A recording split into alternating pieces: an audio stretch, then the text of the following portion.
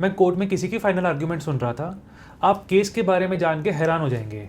Complainant ने एक health insurance ली थी 10 लाख की, 10 लाख कवर अमाउंट है। हॉस्पिटल का बिल वॉज समवेयर अबाउट 7,20,000। जो क्लेम है 7,20,000 का था, और जो क्लेम पास किया कंपनी ने वो करीब 2 सवा 2 लाख का सिर्फ। तो effectively even after taking health insurance complainant को अपनी जेब से 5 लाख रुपए देने पड़े। और पॉइंट टू बी नोटेड इसमें यह है, उस पॉलिसी में कोई सब लिमिट नहीं है, रूम रेंट पे कोई कैप लिमिट नहीं है, कोई कोपे नहीं है, पॉलिसी कैशलेस है। जिस हॉस्पिटल में ट्रीटमेंट कराया है वो भी कैशलेस पैनल पर है, उसके बावजूद भी ऐसा हुआ।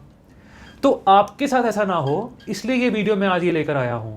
तो ऐसा कौन सा क्लॉज था जिसकी वजह से पार्शियल अमाउंट पास हुआ, ये तो बताऊंगा ही इस वीडियो में। साथ ही में जितने भी ऐसे क्लॉजेज हैं जिसमें पेच है, वो सारे क्लॉजेज आज की वीडियो में कवर कर दूंगा। क्योंकि अभी क्या है, पॉलिसी आप पढ़ने की कोशिश भी करेंगे तो इतनी कॉम्प्लिकेटेड टर्म्स है, आपको समझ ही नहीं आएगा। लेकिन वीडियो देखने के बाद वही पॉलिसी आपको बहुत आसान लगेगी। तो चलिए शुरू करते हैं। पहला क्लॉज है room rent. Room rent limit पे कई बार कैप लगा दी जाती है। जैसे आप हॉस्पिटल में जाते हैं, कई तरह के रूम्स होंगे वहाँ पे, twin sharing, semi private ward, deluxe room, suite room. तो ज़रूरी नहीं आप कोई भी कमरे में जाके अपना इलाज करवा लें। कई बार इंश्योरेंस रूम डिसाइड कर देती है आपका पॉलिसी में ही, जैसे आप ना सेमी प्राइवेट तक ही रहेंगे, उससे ऊपर अगर जाते हैं तो हम क्लेम नहीं देंगे, आपका एक्स्ट्रा पैसा नहीं देंगे कोई।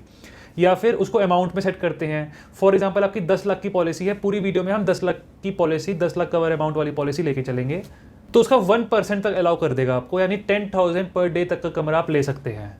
तो सर्जरी के टाइम इन सबके झंझट से बचने के लिए कि मैं कौन सा कमरा चुनूं, इसलिए आपको जिस समय पॉलिसी खरीद रहे हैं उसी टाइम आपको ये देखना है कि रूम रेंट पे कोई कैप लिमिट ना हो, अनलिमिटेड रेंट तक पॉलिसी अलाउ करे। दूसरा जो क्लॉज है वो है सब लिमिट। फॉर एग्जाम्पल आपने 10 लाख की नहीं 1 करोड़ की इंश्योरेंस पॉलिसी ले ली। आप गए वेबसाइट पे, आपने देखा कि ऐसी पॉलिसी दिखाओ जिसमें कवर अमाउंट ज़्यादा से ज़्यादा हो, प्रीमियम कम से कम हो। 1,000 रुपये पर ईयर पे आपने 1 करोड़ तक की पॉलिसी ले ली, तो इसमें कोई होशियारी नहीं है, क्योंकि वो 1 करोड़ कभी भी काम ही नहीं आएगा आपके। मैं बताता हूँ क्यों। सब लिमिट क्या होता है, there is a list of diseases जो इंश्योरेंस कंपनी अपनी पॉलिसी में डाल देगी कि इन पॉलिसीज़ में एक लिमिट तक ही आपको अमाउंट मिलेगा। जैसे आपकी 1 करोड़ की पॉलिसी है, लेकिन कैटरेक्ट के ऑपरेशन में हम 20,000 रुपये ही देंगे, कार्डियक सर्जरी में 1 लाख रुपए ही देंगे, लिवर की सर्जरी में 2 लाख रुपए ही देंगे, कैंसर में 5 लाख रुपए ही देंगे। तो इंश्योरेंस पॉलिसी वो 1 करोड़ की कभी थी ही नहीं। तो आपको ये मेक श्योर करना है कि सब लिमिट क्लॉज आपकी इंश्योरेंस पॉलिसी में होना ही नहीं चाहिए। देन नेक्स्ट क्लॉज इज कोपे। कोपे मतलब कि इंश्योरर और इंश्योर्ड दोनों मिलकर पेमेंट करेंगे। इट मीन्स इंश्योरेंस का कोई फायदा ही नहीं। फॉर एग्जाम्पल 10 लाख की आपकी पॉलिसी है, 30% कोपे है और 10 लाख का क्लेम आ गया, तो it means 30% of 10 lakh 3 lakh आपको अपनी जेब से भरने हैं और 7 लाख रुपए ही देगी company. So having a 10 lakh cover वाली पॉलिसी विथ 30% कोपे, उससे बेटर है कि 7 लाख की पॉलिसी ली जाए। तो कोपे नहीं होना चाहिए आपकी पॉलिसी में। अब एक बहुत इंपॉर्टेंट क्लॉज है जो कि बहुत अट्रैक्ट करने में हेल्प करता है कंज्यूमर को, वो है रिस्टोरेशन ऑफ कवर अमाउंट। आपकी 10 लाख की पॉलिसी है, आपका जो कवर है 10 लाख का है। इट मीन्स कि 1 साल में जैसे ही 10 लाख रुपए एग्जॉस्ट हुआ तो वो पॉलिसी एग्जॉस्ट हो गई, फिर आपको नेक्स्ट ईयर वो रीन्यू होगी। लेकिन रिस्टोरेशन में क्या होता है, 10 लाख खत्म हुआ, कंपनी फिर से सेम ईयर में 10 लाख रुपए आपको अलाउ करती है कि उसे फिर से आप उससे निकलवा लीजिए। कई कंपनीज ऐसा कहती है कि हम एक बार रिस्टोर करेंगे, लेकिन सम कंपनीज कहती है कि मल्टीपल टाइम्स, मेनी टाइम्स या फिर अनलिमिटेड टाइम्स हम रिस्टोर करते रहेंगे।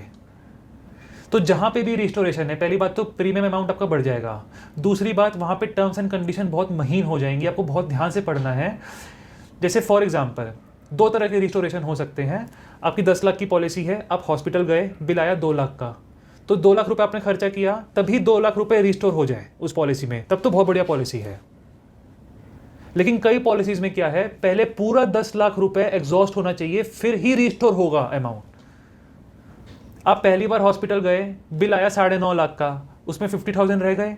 दोबारा हॉस्पिटल गए, बिल आया 10 लाख का, तो ऐसा नहीं है कि वो 10 लाख रुपए आपको पे कर देगा, नहीं, वो देगा 50,000 रुपए ही, फिर आपकी एग्जॉस्ट, और आप बाकी पैसा अपनी जेब से दीजिए। नाउ आफ्टर गिविंग 50,000 वो पॉलिसी पूरी एग्जॉस्ट हुई है, फिर नेक्स्ट टाइम आप जाएंगे तब आपको वो क्लेम देगा। यानी अगर आपके कवर अमाउंट में 1 रुपये भी बच गया क्लेम की वजह से आपके, तो फिर वो रिस्टोर नहीं होगी आपकी पॉलिसी। तो रिस्टोरेशन में जितना अमाउंट खाली होता जाए उसी टाइम रिस्टोर करते जाए company, then it is a good policy, otherwise not. फिर एक बहुत इंपॉर्टेंट क्लॉजेज हैं, top up and super top up. Clauses नहीं है, ये डिफरेंट टाइप्स ऑफ पॉलिसी है। इसका कंसेप्ट समझिए। फॉर एग्जाम्पल, आपको ये दिख रहा है कि कुछ ऐसी सर्जरीज हैं जो कि 5-10 लाख में नहीं निपटेगी, उसमें ऐसी ऐसी बीमारियां हैं जो कि 50 लाख, 60 लाख, 70 लाख या 1 करोड़ तक भी बिल जा सकता है। लेकिन अगर आप डायरेक्टली 1 करोड़ की पॉलिसी लेंगे तो वो पड़ेगी बहुत महंगी। इसलिए एक कंसेप्ट है टॉपअप पॉलिसी का। इसके लिए आपको 2 टर्म समझने पड़ेंगे, एक बेस पॉलिसी, एक डिडक्टेबल। बेस पॉलिसी यानी वो पॉलिसी जो बेस से स्टार्ट हो रही है, यानी 0 से स्टार्ट हो रही है। आपने 10 लाख की पॉलिसी ली, वो 0 से 10 लाख है। लेकिन टॉपअप ऐसे काम नहीं करती। टॉपअप में एक डिडक्टेबल अमाउंट होता है, वहां से चालू होती है। यानी 0 से 10 लाख तक बेस पॉलिसी, 10 लाख से आपने 1 करोड़ की ले ली, वो हो गई टॉपअप पॉलिसी। डिडक्टेबल कितना हुआ यहाँ पे? 10 लाख, जहां से टॉपअप पॉलिसी चालू होती है। तो इफेक्टिवली अगर आपका बिल आया 7 लाख रुपए, 7 लैक्स, तो आपकी टॉपअप पॉलिसी कोई पैसा नहीं देगी, बेस पॉलिसी पैसा देगी। अगर आपका बिल आया 50 लाख, तो 10 लाख रुपए बेस पॉलिसी देगी, बाकी का 40 लाख रुपए देगी आपकी टॉपअप पॉलिसी। ये हुआ आसान भाषा में। ये बहुत बढ़िया कंसेप्ट है। लेकिन 2 चीज़ें हैं, एक है टॉपअप पॉलिसी, एक है सुपर टॉपअप पॉलिसी। कौन सी लेनी चाहिए? The answer is super top up. Top up effectively काम नहीं आएगी आपके। मैं आपको बताता हूं, दोनों में बिग डिफरेंस ये है कि टॉपअप पॉलिसी ये देखता है कि एट अ सिंगल शॉट आपका बिल अमाउंट 10 लाख से ऊपर आना चाहिए, यानी डिडक्टेबल अमाउंट से ज़्यादा आना चाहिए। आप पहली बार गए हॉस्पिटल, बिल आया 7 लाख का, बेस पॉलिसी ने दिया। दोबारा गए हॉस्पिटल, 3 लाख का, बेस पॉलिसी ने दिया। नाउ बेस पॉलिसी एग्जॉस्ट हो गई, उसमें आप मान के चलेंगे कोई रिस्टोरेशन क्लॉज नहीं है, बेस पॉलिसी एग्जॉस्ट हो चुकी है। नाउ आप फिर से गए हॉस्पिटल, इस बार बिल आया 5 लाख का। आप सोच रहे हैं क्योंकि मैं डिडक्टेबल अमाउंट तक पहुंच चुका हूं 10 लाख उस सेम ईयर में, तो मेरे को टॉपअप पॉलिसी देगी। लेकिन नहीं, एट अ सिंगल शॉट एक समय पे आपका बिल 10 लाख से ऊपर आना चाहिए। आपका बिल आया 5 लाख, वो 10 लाख से कम है।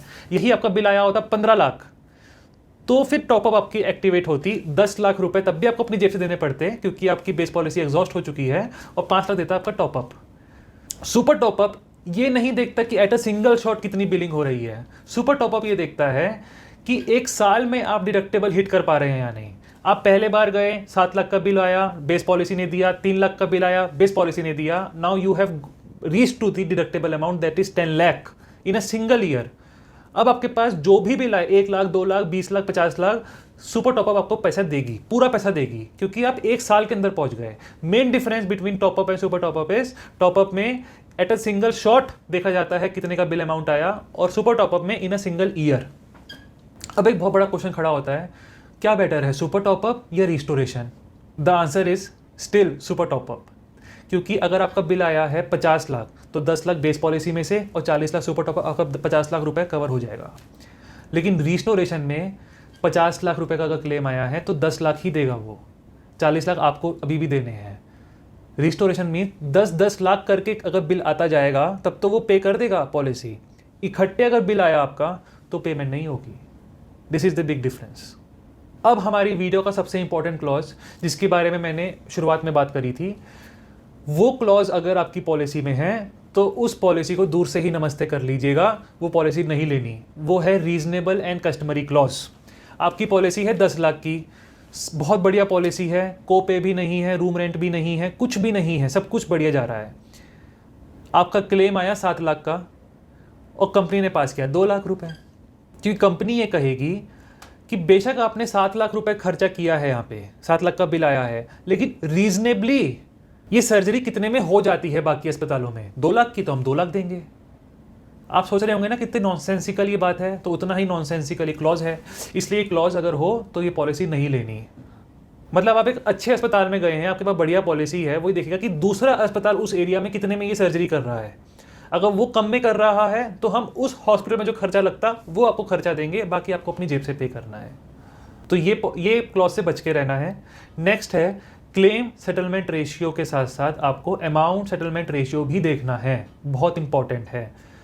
फॉर एग्जाम्पल 20 क्लेम्स आए कंपनी के पास लास्ट ईयर में, 19 क्लेम उसने पास कर दिए। How much is the percentage? 95% claim settlement ratio, highly advertise होगा। लेकिन एक बात देखने की है, पहले जो 19 क्लेम पास किए वो 19 क्लेम मिला के 1 करोड़ था और 20वां क्लेम अकेले 1 करोड़ का था। तो टोटल क्लेम कितना था? 2 करोड़, उसमें से पास किया 1 crore. What is the amount settlement ratio? 50%। ये रेशियो आपको कहीं नहीं मिलेगा जल्दी। इसके लिए आपको वर्कआउट करना पड़ेगा कि जिस भी कंपनी से आप ले रहे हैं उसमें लास्ट कुछ सालों में कितना अमाउंट क्लेम किया गया और कितना अमाउंट पास किया गया, उसको आप परसेंटेज निकालिए और फिर देखिए कितना उसका बन रहा है अमाउंट सेटलमेंट रेशियो।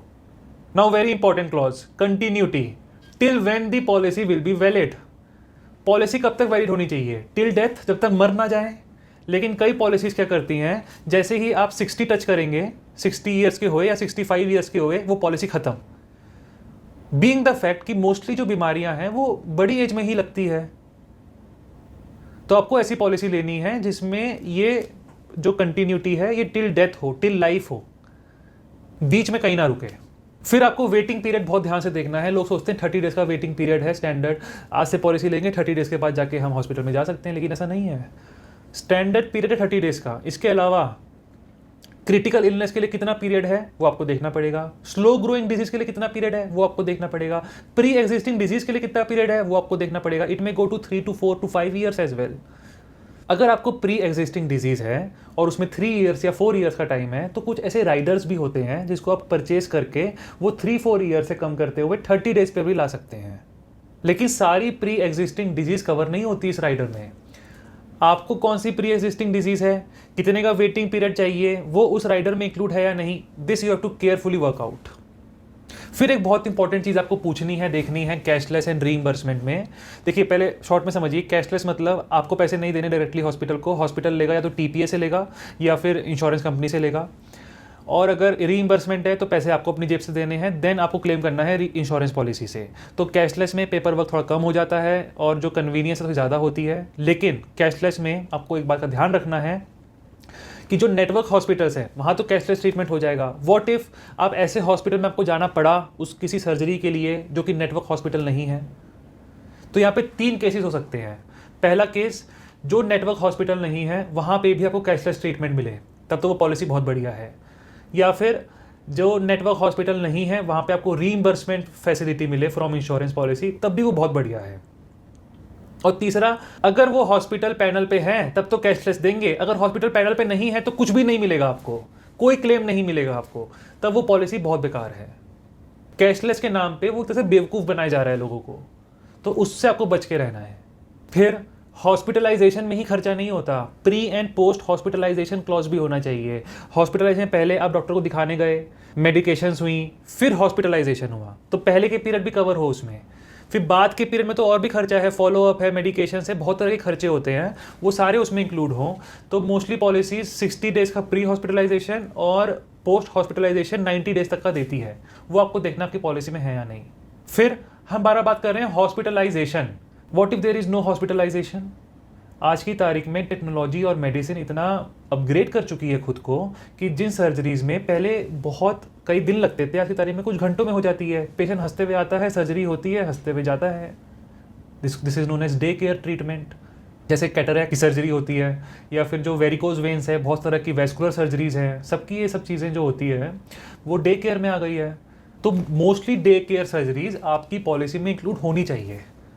फिर नो क्लेम बोनस में आपको बहुत इंपॉर्टेंट एक क्वेश्चन पूछना है। जैसे नो क्लेम बोनस पहले होता क्या है, अगर आपने 10 लाख की पॉलिसी है, आपने कुछ क्लेम नहीं किया पहले साल, तो अगले साल या तो प्रीमियम वो कम कर देंगे या फिर वो जो क्लेम है, जो कवर अमाउंट है वो बढ़ा देंगे, 10 लाख से 20 लाख कर देंगे, अगले साल 30 लाख कर देंगे, फिर 40 लाख, फिर 50 लाख, फिर कहीं रोक देते हैं।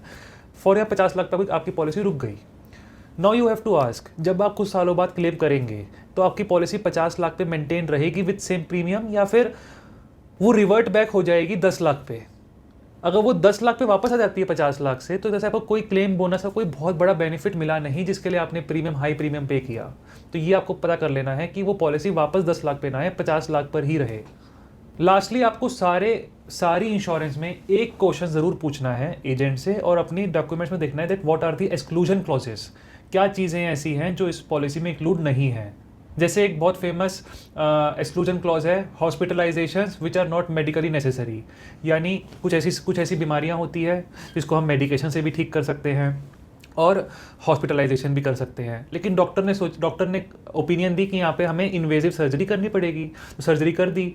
Now insurance policy will decide after the surgery कि यहाँ तो मेडिकेशन भी हो सकता था, आपने सर्जरी क्यों करवाई, इसलिए हम पैसा नहीं देंगे। तो इन सब से झंझट से बचने के लिए एक्सक्लूजन्स पता करिए, और ऐसे फालतू एक्सक्लूजन आपकी पॉलिसी में नहीं होनी चाहिए। इसके अलावा भी इंश्योरेंस पॉलिसी में बहुत सारे क्लॉजेस होते हैं, छोटे मोटे क्लॉजेज, जैसे कि फुल बॉडी चेकअप देगा, वो फार्मेसी के एक्सपेंसेस देगा, डॉक्टर की कंसल्टेशन के एक्सपेंसेस देगा, एम्बुलेंस के चार्जेस देगा। तो उन सब में इतने पेज नहीं है, वो आप ध्यान से पढ़ सकते हैं। बट जो मेन जो क्लॉजेस थे जिसमें बहुत ज़्यादा पेज थे, देखिए ये एक ऐसी इंडस्ट्री है हेल्थ इंश्योरेंस जिसमें थोड़ा अमाउंट लेके बहुत बड़ा आपको कवर अमाउंट दिया जा रहा है, तो आपको बेवकूफ़ बनाना बहुत आसान हो जाता है। तो इनके पेज समझना बहुत ज़रूरी है, कोई आपको पैसे देने के लिए नहीं बैठा। तो इस तरह के फ्रॉड से बचिए, अपनी पॉलिसी को पढ़िए। देखिए मैंने ये रिसर्च इसीलिए करी कि ये ज़्यादा से ज़्यादा लोगों तक पहुंच सके। आप अपनी फैमिली ग्रुप में डालिए इस वीडियो को, जितने लोगों तक पहुंचा सकते हो उतने लोगों तक पहुंचाइए इस वीडियो को। मैं एक लिमिटेड काम कर सकता हूं, बाकी काम आपको करना है। इस वीडियो को शेयर करिए बहुत लोगों तक, जिससे कि सोसाइटी में अवेयरनेस फैले। सो फिर मिलते हैं किसी और एक नई वीडियो के साथ। तब तक के लिए बहुत बहुत धन्यवाद। कोई आपके क्वेश्चंस हो तो कमेंट्स में आप पूछ सकते हैं। So thank you very much.